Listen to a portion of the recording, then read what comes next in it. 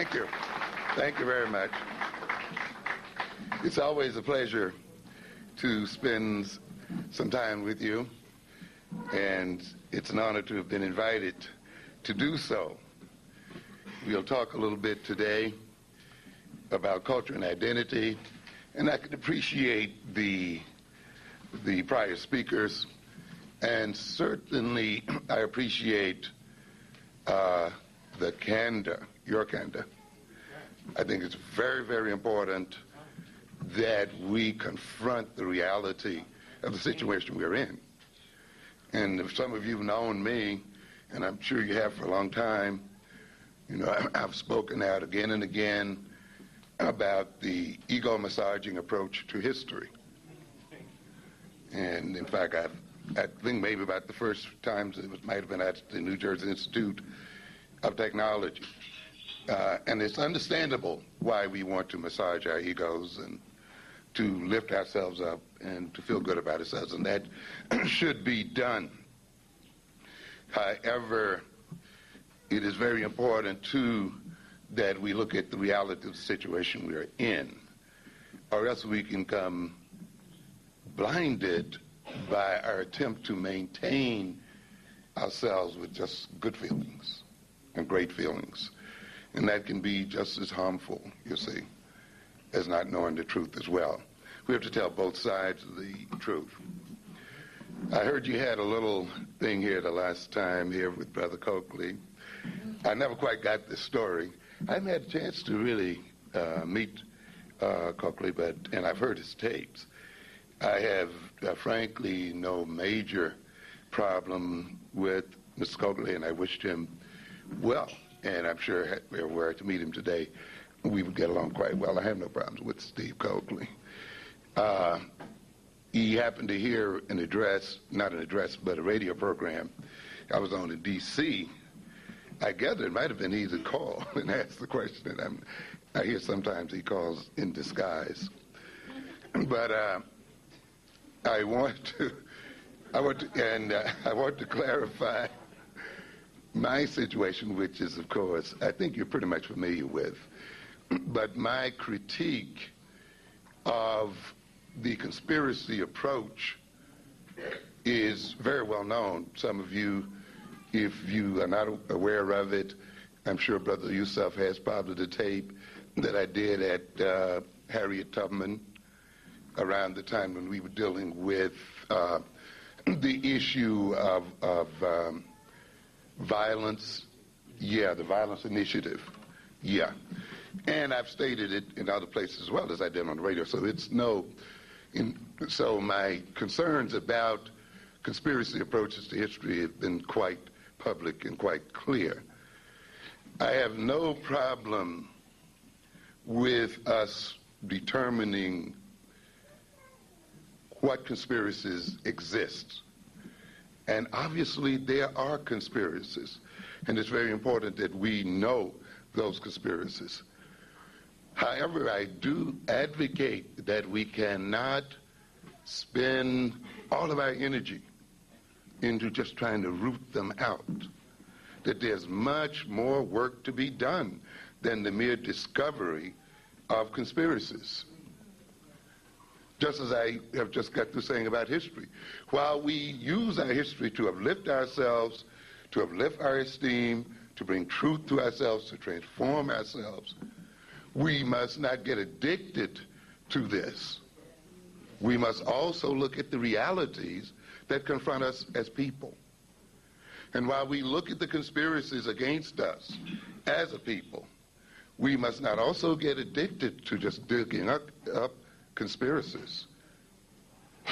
As I have warned before, by the time you find out the conspiracy and who's behind it, it's too late. It's too late. It's too late. And it takes more than knowing about it to defend yourself against it. And you really don't have to know about it, frankly speaking. If you're only going to learn about conspiracy and then react, you remain in the same mode of action that we are in today. reactionary. Our orientation toward the world today as African people must be pro-actionary. Our ability to defend ourselves must occur before the fact. Our programs to liberate ourselves and to defend our liberation, to enhance our quality of life, to overthrow white supremacy must go on regardless as to what other people are doing. Whether they're plotting or scheming or not, it does not really matter. I will assume that whites are scheming. I will assume that there are black boulets. There's no problem with that. But my thing is what? We must build an African global system that will secure us against black boulets, white conspiracy, or any other ethnic group or conspiracy in the world.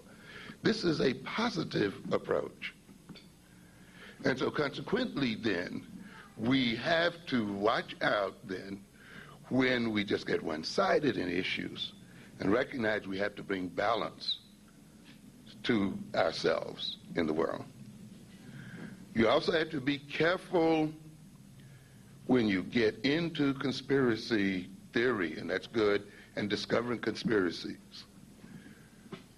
Conspiracies have a way of seducing you and seducing audiences and creating pressures.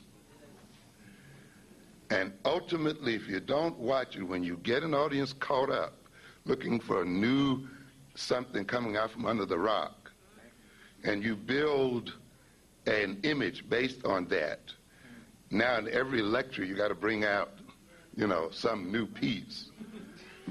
Sometimes the conspiracy starts happening before they start happening. You see, you start beginning to be a bit creative. And you can start, if you don't watch out, to feed on yourself. You see, because if you get built up in that kind of thing as a lecturer, and you get attached to an audience that way, and you know an audience is looking for this, then you start looking for enemies and people. And then you start naming people, and you start feeding the monster, you see. And after a while, you'll feed one person after another, and after a while, the community itself will eat on itself and feed on itself and destroy itself, you see. So we have to be very, very careful. There's nothing wrong with studying conspiracies. There's nothing wrong with studying other people's organizations. In the series I'm doing on power, that is exactly what I do. Much of the stuff that Brother Coakley deals with is dealt with as a part of my power series. Much of the information is public, actually. It's not really hidden and secret. If you have an interest in it, and that's your orientation, you can literally find it almost anywhere you want to. That's right. The important part, though, is just not naming it and pointing it out. At some point, it must be translated into a plan of action. It must become a part of the organization of the African American community. The understanding of how these other groups are working and other organizations must ultimately be built in to how we will design our organizations, how we will organize ourselves, how we then will use the strength that we already have to counter these organizations. The studies of these other organizations and so forth becomes a study in preparation for strategy, not just for naming, not just for passing on gossip, not just titillating people, but if this is the structure of the conspiracy against us, then the next issue becomes what should be our strategy to remove this conspiracy, and what tactics should we use to destroy this conspiracy, given its design and its approach. But to merely point it out, to merely expose, and just leave it at that, really creates a problem. And ultimately, it can work against you. You can leave from one of those kind of lists where, you find out all the inside dope. feeling morally superior to those people who are conspiring against you and how dirty and low down and, all that they are. But you would not be any better off in defending yourself against them. You will not in any way have developed further steps for strengthening yourself to defend yourself against them. So, persons like Coakley have an important role to play in our community by exposing certain things and situations. But we must all be cautious and recognize that that is only a part of the struggle, that this now must be integrated into other aspects of our development as people, that we must not just come into these kind of lectures to feel morally superior to another people and so forth, but we must actually use this information proactively. There will always be those within our ranks who will operate against our interests. There's nothing new about this. It's been going on for hundreds of years. It will go on in the future. And we must discover them when we can. But we must also be in a position to neutralize them as well, not just to name them and let it go at that, leaving them in their same positions and place. That requires another level of organization. And it's that level of organization that I'm concerned about. Some of you are wondering about my power series that I've mentioned. And in that series, we talk about the think tanks and the other things as well. I am at the last lecture in terms of writing for that series. And when I do finish that last lecture, then the series will start. It was designed for 10 lectures. I've written 9 of the lectures, and I'm getting ready to write the 10th. Of course, I've fallen right in the middle of our Black History celebrations and African history celebrations. And this has retarded my capacity to sit down and complete the history, complete the final lecture. And there's a great deal of information, too, and I have to really grade that information because I have to abstract a good deal of it. I cannot include everything in it. When I complete that lecture, then we will get started with the power series. I decided, in the light of my past history, that it would probably be better to write the lectures first before they're given, rather than trying to transcribe them from lectures such as this from the tape. It takes a tremendous amount of work to try to transcribe a tape, because when you do an oral presentation, you do so many things. And yet, when you look at it on a written page, you cannot just take a lecture, an oral lecture, and print it and put it out. It just doesn't work that way, because you pick up my tone, you pick up my facial features, you pick up a lot of things as you hear me talk that you will not pick up if the things are written on the page. So consequently, even when you republish a lecture, you find yourself doing a tremendous amount of editing, a tremendous amount of changing grammar. So I'll stop in mid-sentence here, do other kind of things. I'll stop at a thought 1 minute and I go on 5 minutes about something else and then come back. In a written situation, that creates tremendous problems. So instead of lecturing and then trying to pull it off from the lecture, I decided what I'd do I'd write the lectures first, and then we would present the lectures. And actually, the written material will be even broader than the lecture itself. And it's very important that the written material gets out. We are a very oral people. A good deal of our information is gained through hearing. But we have to face the fact now that we are in a so-called literate culture, and we are in an electronic age. And while we may honor our griots and we may honor the oral mode, we must also face the reality that that mode is not all we need to make it in this world. We cannot continue just to subsist on lectures alone. We must do a great deal more writing and a great deal more reading. And we must become much more involved in publishing information and in communicating information. There is no way I can communicate to you many of the things I would like to through speaking to you. It's not possible. I can't quote the references and go into kind of detail and the other stuff that you really need if you're really about work.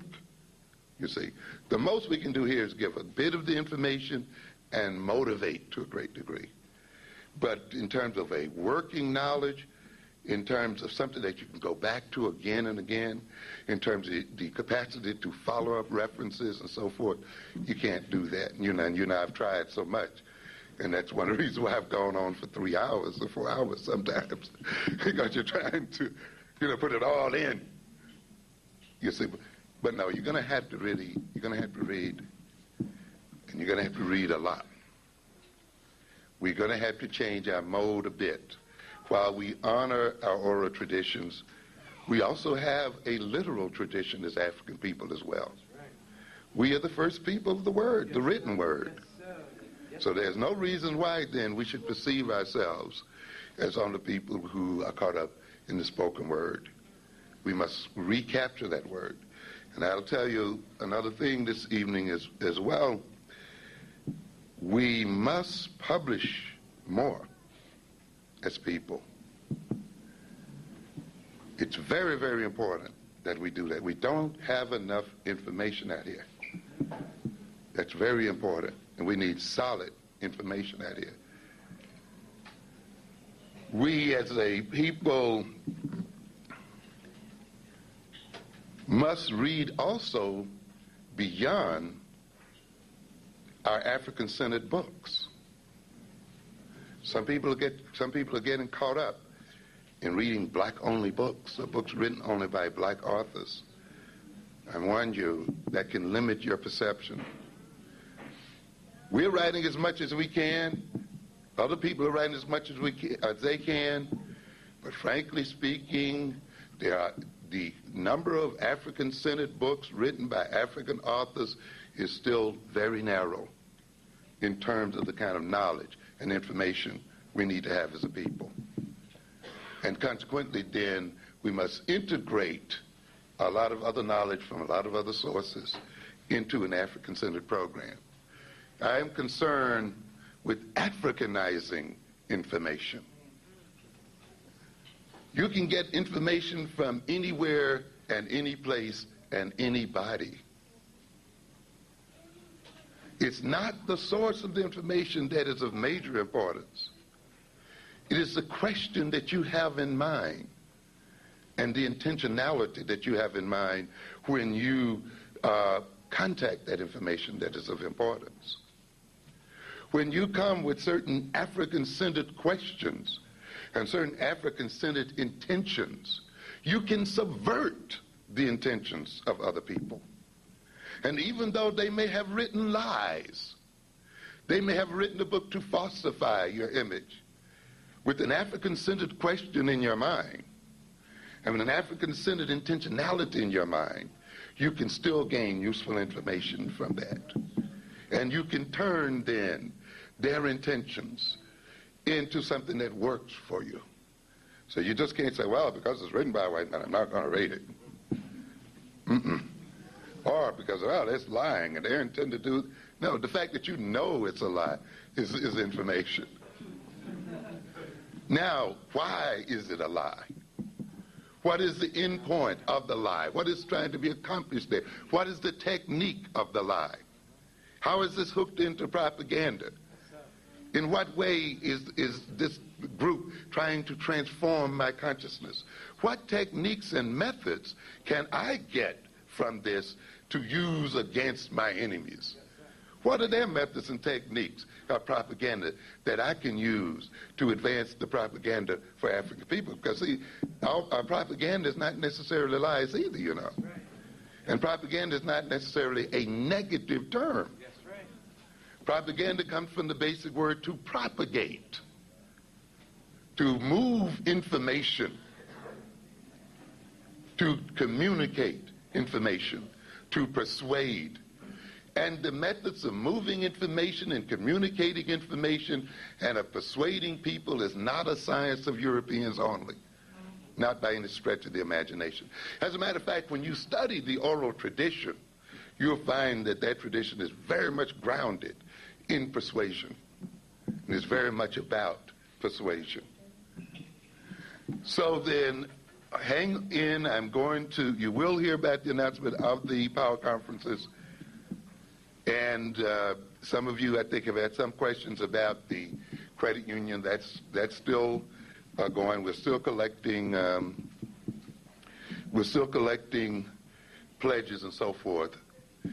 Typically, as some of the speakers have indicated this evening, the major problem you have is often people who will not commit themselves to work and will not stick to projects.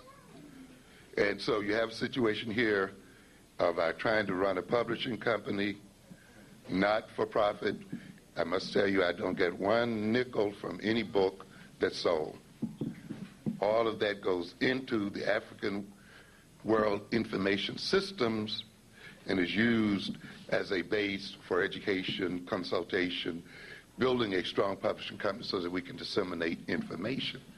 None of that money goes into my personal income at all. But it also pays our rent over there. If some of you have been over there, you know I have a space as large as this space here. We want to utilize the space in many, many ways for the community and so forth. But we have to pay for that space. We pay almost $2,000 a month for that space. And so, therefore, I have to write for this company as a way of generating income to maintain that space and to further our own agendas, and as well as have to administer it every day, too. You know, we have to do promotions, we have to do editing, advertising, shipping, all of that goes on right there as well. So if I'm a bit slow in terms of getting out the credit union, I hope you can understand when you're trying to do all of these things at once, it slows things down. What I need more than anything else is somebody who's going to come over there and say, I will head the credit union. I have no problem with delegating responsibility. Not one bit. You want to be the director of the credit union? You got it. That's it. Maybe once a month or whatever, we'll talk. And we'll move it forward. We wanted to do a loan fund over there. It's there. We got the ideas, we got the information, we got the structure, but we need committed people to carry things out. That is a problem. And you know who gives you the greatest problems? Gung-ho, African-centered people. I'm telling you. I do better with the middle-of-the-roaders. That's a whole nother lecture.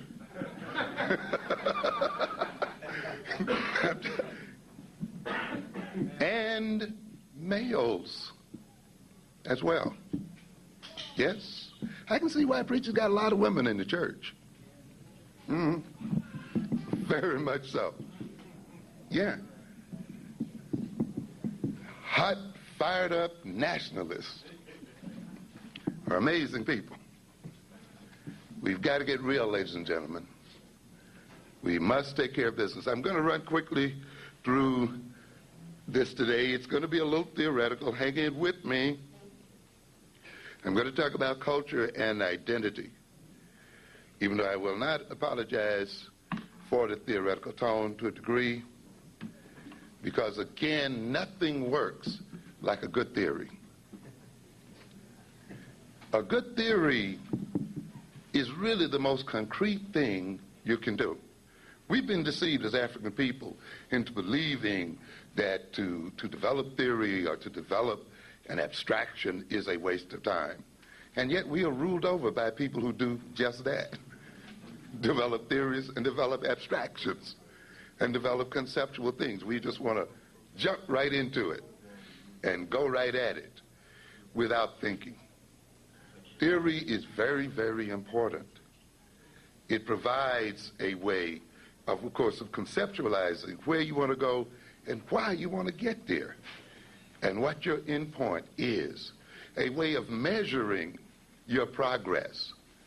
A way, again, of bringing yourself back on task when you might have deviated for whatever reason or not, you see. I see people today, and I've been around the country in a number of places, who, say, for instance, have manhood training programs. They see the violence in our cities and so forth, and they get these grants or they got something else, and suddenly they want to transform young black men. And that's a worthy idea. And this must happen if we are to transform our community. But again, you have to ask, transform them into what, for what reason, to what end? You see. It's not enough just to give these young men African values, if that's what you're about, or to just provide them with another orientation in the world, if this is done in a vacuum. If this is not connected ultimately to the whole movement of African liberation and revolution. Values are not things you just hold and act on. Values at some level must be reinforced. They must be rewarded. If you train our young people into African values and into certain manhood values and leave them there, where they're still jobless and they're still unemployed and they're still oppressed, you're going to find yourself with a situation where sooner or later they will reject those values, you see. And consequently then, you need to see how that training is integrated with economic development, political development, with the intentionality of overthrowing white domination and white supremacy, and also with the intentionality of blocking Asian domination and the domination of any other group. You must understand very clearly what a warrior is and what training men really is about. And you must understand that we are at war. Yes. So you're not just training them not to sell drugs and not to do this and not to do this. They must now be trained to undertake a major, major combat with two major enemies now. Not just the Europeans, but with the Asians as well. And possibly the Latin Americans. Yes, ladies and gentlemen, we do not have any friends out here. And we are being rapidly surrounded by enemies in this country itself. And we are being isolated as a group within this country as well as in the world. And the training of young men and women and all of us have to take that into consideration, you see. And we have to understand then theoretically what is going on, and then we have to put some real practical meat and bones on the theoretical framework. And I'm going to talk a bit about culture here, because I found it instructive sometimes to look at things in very basic ways. You see, we talk about racism, and often we don't bother to define it. We talk about imperialism. We don't look at it in enough detail sometimes to really deal with it concretely. We talk about culture as well, and African culture, and yet we really we haven't, as far as I've seen, analyzed that concept very deeply. I'm not going to analyze it today, but we have not analyzed it as well as we should. What do we mean by that? Whose culture are we referring to? You know, when we say that word, are we trying to reintroduce Egyptian culture in America today? This is not Egypt. This is not 5,000 BC, 3,000 BC, or any other BC. This is not sub-Saharan Africa either. Now, what am I saying about that? Africa and our history and our African cultures are tremendously rich and have great deals to offer us. And we all feed from those cultures. But to a great extent, I think we are facing the reality that we have to synthesize all the goods in those cultures and create a new one. Even the cultures that you call traditional, if you really know the history of those cultures, are cultures that have evolved over time. They're not fixed at year one and have stayed at year one. And therefore now you figure if you recapture it, you've recaptured the essence of African culture, and this is what you're going to recapture, and this is where you're going to stay in the midst of this whole changing world. Even those cultures that we call ancient did what? Evolved and moved over time. So there's no reason for us today to believe that we have to stay stuck in time. We use and we take and we maintain the essence of those cultures, the central identity that those cultures provide us, the lessons that those cultures have taught us, and we conquer new ground. And we Africanize new territory. And it is the whole world that we can claim for Africa. The world that has gone in the past, and we want to, but the world to come. We are a two-sided people in the sense that we have two sides to our brains. African thought is not circular only. Europeans have no claim over linear thinking. And to be an African person does not mean that you have to be anti-linear in your thought processes. God gave you two sides of a brain here. One side is intuitive, holistic, spiritual, and so forth in its approach to the world. And the other side is analytical, critical, abstract, logical, objective in its approach to the world. The brain has a set of nerves that attaches both sides of the brain that we call the corpus callosum, plus a number of other connections, the anterior commissure, the posterior commissure, which means that these sides of the brain were meant to do what? Communicate one with the other and to complement each other. That the human being is not meant to stay totally in one side of the brain and say, this side is the African side, I will ignore the other side. We can't do that, ladies and gentlemen. Anyone who studied deeply science, how science actually operates, has recognized that science operates based on intuition. Don't confuse the reading of scientific papers with how people come to arrive at scientific ideas.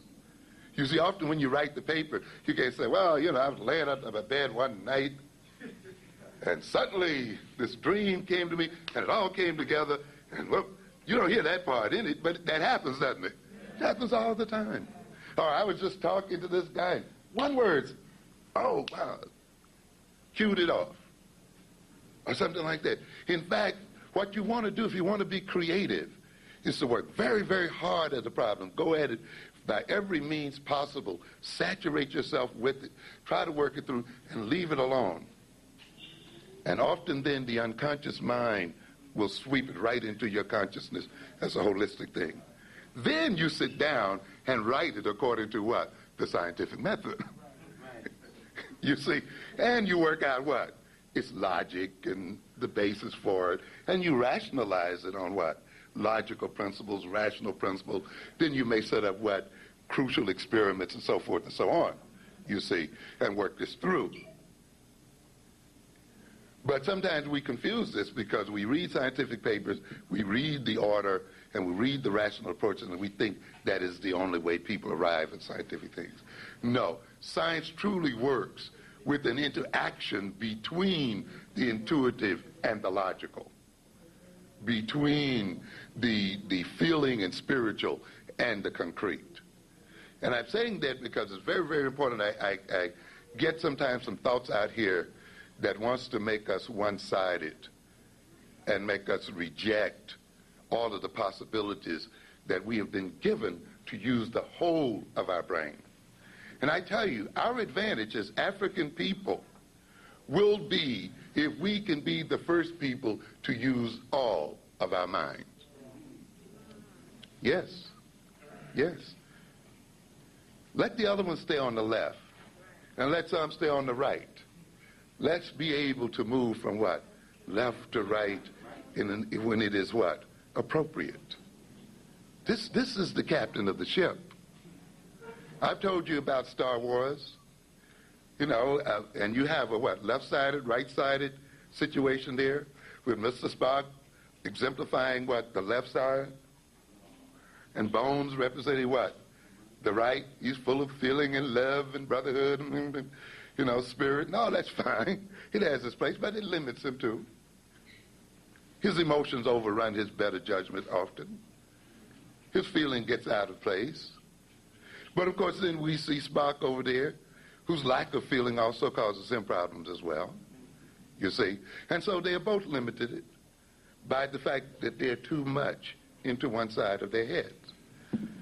Kirk is the what? Is the balancer. He utilizes what? Both sides and their talents. And that's why he's what? The captain of the ship. And is in control of the situation, you see.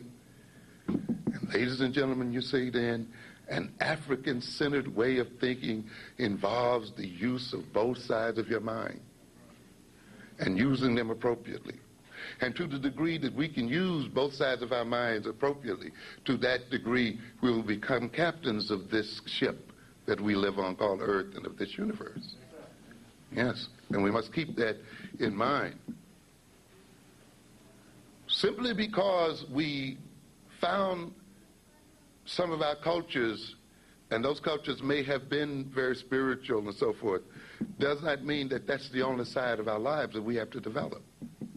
We have to also look at the characteristics a people exhibit in terms of their whole ecological situation, you see, and see then the characteristics of their thought styles and approaches to the world within the context in which they were acting. You see, you just can't go in there and say, well, this is the way they were behaving, this is the African way, this is the way I'm going to behave. No, those ways reflect the ecological situation. As that situation would have changed, so would their ways of thinking changed, you see. And it's very, very important that we keep that in mind. We must ask the degree to which certain styles of thoughts and approaches, even if they are African and have been exhibited by African people, are appropriate to the solving of our problems today. We must not be afraid to appropriate any form of thought that will advance our interests as people, regardless of where they come from. Because as soon as we do that, as soon as we appropriate any form of thought or any instrument to serve African interests, to serve African survival, to serve us as an African people, that instrument becomes transformed and becomes Africanized, and it becomes what? Ours. You see? And we have to recognize that and keep that in mind. We need more linear thinking at this point. Oh, yes. Does that mean that we forget the intuition? Not at all. Does that mean we forget the oral tradition? Not at all. But it means then that while maintaining those traditions, we also must enhance other aspects of our personality. We want to look a bit at culture. What is culture? And we should ask this again. I admire Chancellor Williams very much. And I think the destruction of black civilization, of course, is a magnificent book, and I've said many times, though I think many people read it incorrectly, they read it as history, which it really is not per se.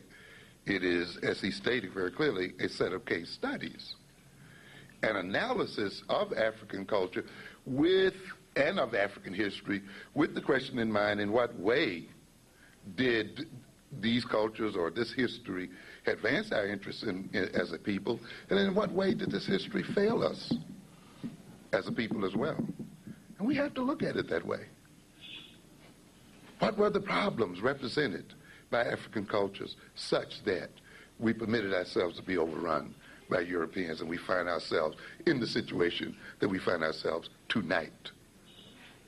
Understand? It's no insult for us to ask that question of ourselves. And it's no insult for us to look critically at African history and culture and to be critical of it. It is only through our being critical of our history and our culture that we can advance our interests as a people and survive as a people.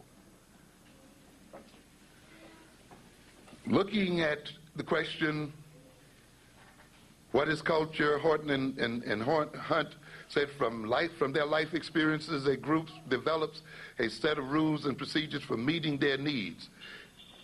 The set of rules and procedures, together with a supporting set of ideas and values, is called a culture. To a great extent, you see, a culture involves a set of rules and a procedure for meeting needs. And this is the thing we have to keep in mind. You don't have a culture just to have a culture.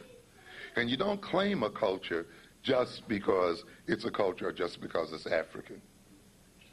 The ultimate thing that culture must do is solve problems. That's why people evolve a culture. That's why culture comes into existence as a way of what? Solving problems and meeting needs. That's why, at a certain point, when a culture no longer meets the needs of a people or solves the problem confronting a people, that culture must be transformed. There's nothing sacred about holding a culture in the face of, new events and new changes. Unless, of course, you're free to do that if you're willing also to accept suicide or death. And you have that right to that choice. I tell people, we have the right to say, look, we're going to hold on to this culture even if it kills us. But we should be what? Very conscious of our decision. We should not be holding on to it out of a misunderstanding of what culture is supposed to do. Ultimately, culture is supposed to solve problems and to meet the needs of the people. And a culture then has to be measured against those standards. Does this culture meet our needs? Does it solve our problems? Chancellor Williams, in a sense, then looked at the African cultures, looked at African characteristics, and looked at them in terms of in what way did they meet our needs, and in what way did they deal with the slave trade and colonialism and the other kind of things that happened to us as African people. And after going through that, then he set up what? The plan, which a lot of people don't read. Which is the whole point of what? That's the whole point of the book. Not the first part, but really the second part. Looking at our culture and our history critically, and looking at our situation and where we are today as for us to what? Get out of our situation, endure African civilization, and to restore African people. But it's at that point most people sort of move on to something else. This is the place you must study. And we're going to include that in our power of studies, by the way. That plan along with some others. The sets and rules and procedures together with a supporting set of ideas. Cultures are not just ways people sing and dance and what they eat and how they dress and the rituals and so forth that they perform. These ways of behaving and dressing and so forth based on sets of ideas and values. And ultimately, in a deeper sense, it's this set of ideals and values that lay the basis for culture. Kluckern and anthropologists indicated that culture is all the, and he defined culture as all the historically created designs for living, explicit and implicit, rational, irrational, and non-rational, which may exist at any given time as a potential guide, as potential guides for the behavior of man, for the behavior of a people. In other words, culture creates designs as a result of its history for living and provides guides for its members, guides for behaving. As a set of the guides for designing, for guiding the behavior of its members, a culture provides standards of proper cognitive, emotional, and behavioral conduct. Culture provides a set of norms and concepts of what is to be expected to exist, why we expect them to exist.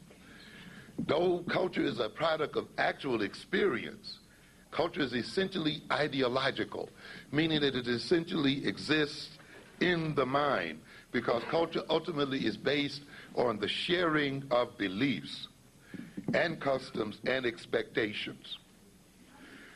We receive our culture as a result of, as a part of our social heritage.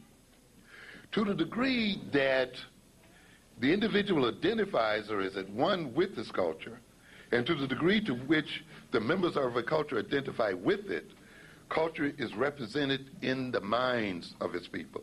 In other words, we have to recognize deeply that culture cannot exist outside of ourselves.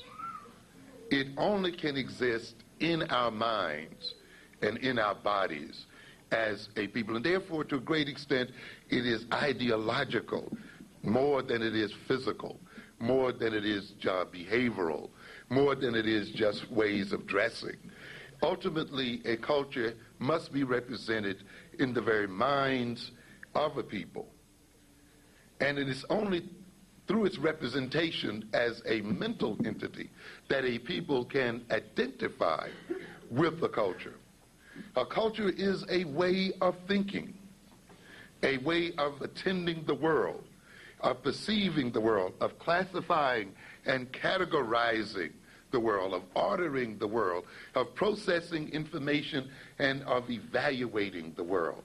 When we say then that the Europeans decultured us or distorted our culture, we are also saying then that the Europeans have distorted our modes of attending the world, our modes of experiencing the world, our modes of classifying and categorizing the world, our modes of processing information that comes from the world.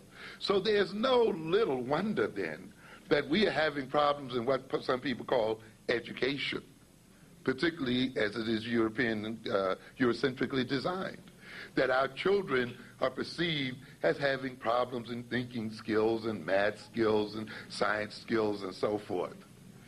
Because ultimately, you see, culture provides you with a frame for thinking. It provides you with a structure for organizing information, for classifying information, for evaluating information, you see, for processing information. And when you distort a people's culture, then you distort their capacity to appropriately organize information and deal with it.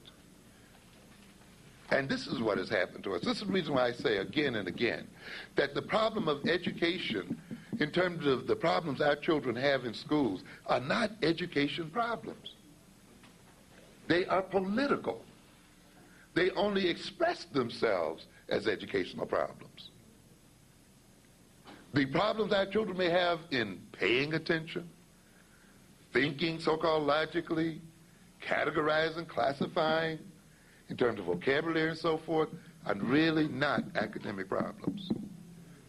They are cultural problems, and they are the result of political interactions. Because in transforming our sense of who we are and what we are, and in transforming our culture, so was our thinking and so forth transformed as well. This is why ultimately the educational problems of our people will have to be solved in terms of cultural transformation, not just in terms of educational technique, you see. And this is what the whites try to lay on us. You know, we're going to discover finally that great reading technique. Children can learn almost in any way you teach them. But it's about more than technique. It must be a part of a total cultural structure. And the children must come with a cultural intentionality, because no technique is going to matter if they pay no mind, if they have no interest. You see, if that culture has given them little or no reason for learning what is to be taught, if what they're learning is really not relevant to their situation and their circumstances. And so we have to understand very much how culture itself structures the thought processes. Now, there are some of you who are saying, but there are those of us who knew nothing about African culture and we got all A's in school and so forth and so on. Remember this, though. We got these A's in school and we went through these schools at the price of alienation. As the gentleman who's Carter G. Woodson wrote about the fact that it took him, 30 years to get over that Eurocentric education? What is he talking about? To a degree, without that African-centeredness, without that African sense of culture, without an African-centered intentionality that determined why he was learning and for what reason he was learning and how he was going to use his learning in the interests of African people, he adopted an alien culture, as many educated blacks have had to do. In adopting the alien culture and adopting the alien outlook and adopting alien values and so forth, they adopted then a thought framework, you see, that allowed so-called success within the European academic system, you see.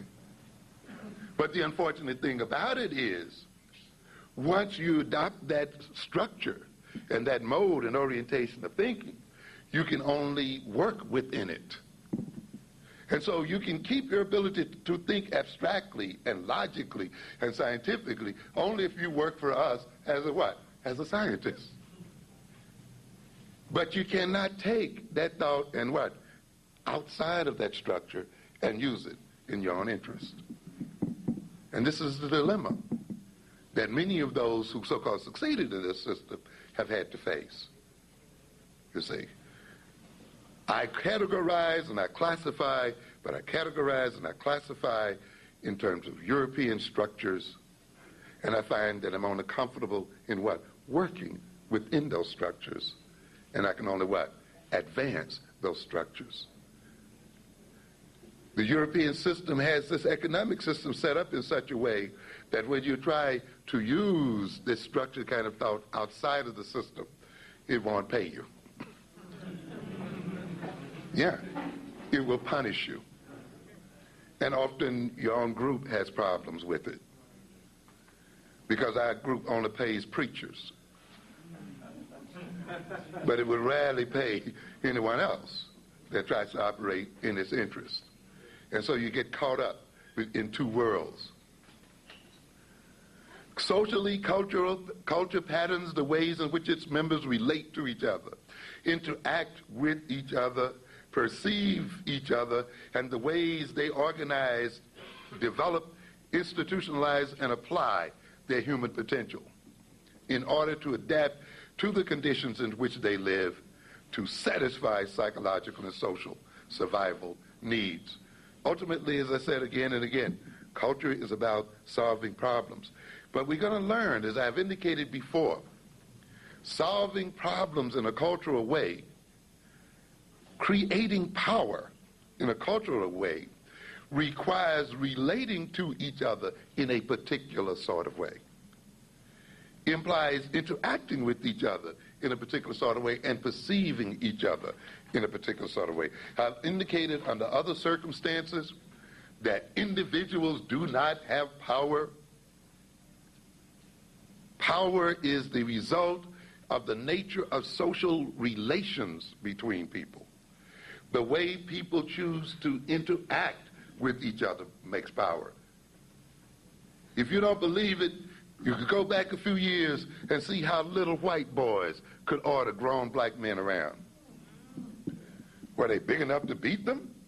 Were they big enough, did they have enough power to knock them down? No, they didn't. But it was because those little white kids were in a, structured framework and had behind them, a set of structures and strategies that because white people had chosen to relate to each other in a particular way and interact with each other in a particular way and interact with us in a particular way, even a white child could come out and express power over black folk.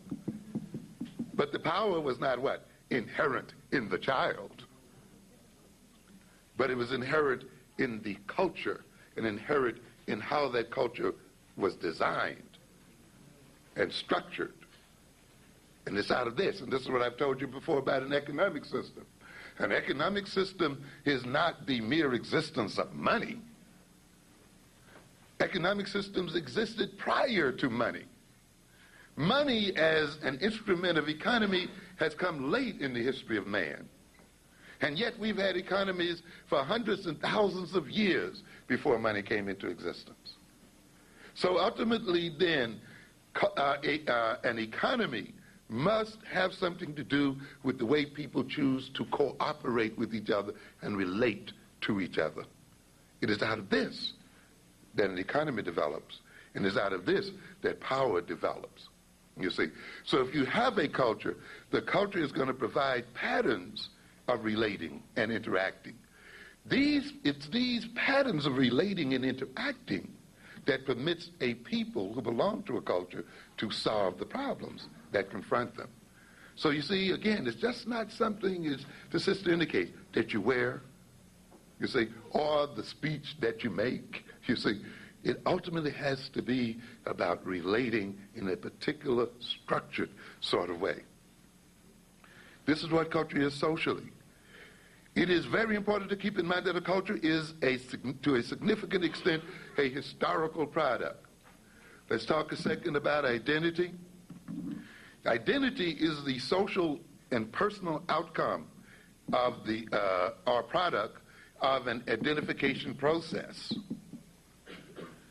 According to Bandura, this identification process is a process in which new responses are acquired and existing repertoires of behaviors are modified to some extent as a result of subjection to direct or indirect conditioning procedures. All cultures condition the people that belong to them. All cultures ultimately must have some means of rewarding and punishing behavior. And that's another thing we don't want to face, you know. We want everybody to do right just because it means doing right. And this is what I said earlier when we talk about these conspiracies and the boule. You're not going to win this game if you don't have a means of neutralizing people and rewarding people, you see, and controlling people. The reason why, as I've often said, the very first thing that we must do if we are to transform our children is to get control of them. Yeah. Yes. And we must become their primary rewarders and punishers. We must determine the conditions under which they are socialized if we want to create the kinds of people we need to solve our problems. You are not going to solve your problems giving the control of your children over to other people. And yet we sit around here hoping every day, after pushing our children and ourselves into the faces of white folk, into the faces of our enemies, that these people by luck or some means will happen to be the kind of people we need for ourselves. The very point and process of education is to create the people you need for your benefit. And if a culture is going to educate your children, it then will educate them to benefit whom? Itself, not you. Not you.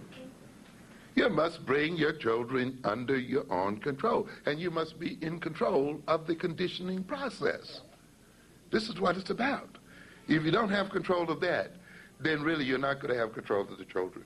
Because identification with a culture, becoming cultured or enculturated, is the result of a culture approving and disapproving, of rewarding and not rewarding, and of sometimes even punishing, to ultimately shape the individual in a way that it benefits the culture, and ultimately the individual, him or herself. And this is what identity is about. It's about the patterning of thoughts, feelings, and actions after other persons who serve as models. You even learn to love. You know, we think that love is something natural, it just flows out of us automatically. And yet we have a number of cultures who did not base marriage and these other things, as I've told you before, on romantic love. Even romantic love is taught and learned. Yeah. People are taught how to feel. And we do it all the time. You shouldn't feel that way. You should feel ashamed of yourself for thinking this way, for behaving this way. And we're so unconscious, we don't even recognize it, you see. But we are doing what? We are dictating what? Feelings, thoughts, emotions. What is love? The kids hear it all day long in their records, right? The chill run up my spine. I can't get him out of my mind. I can't eat.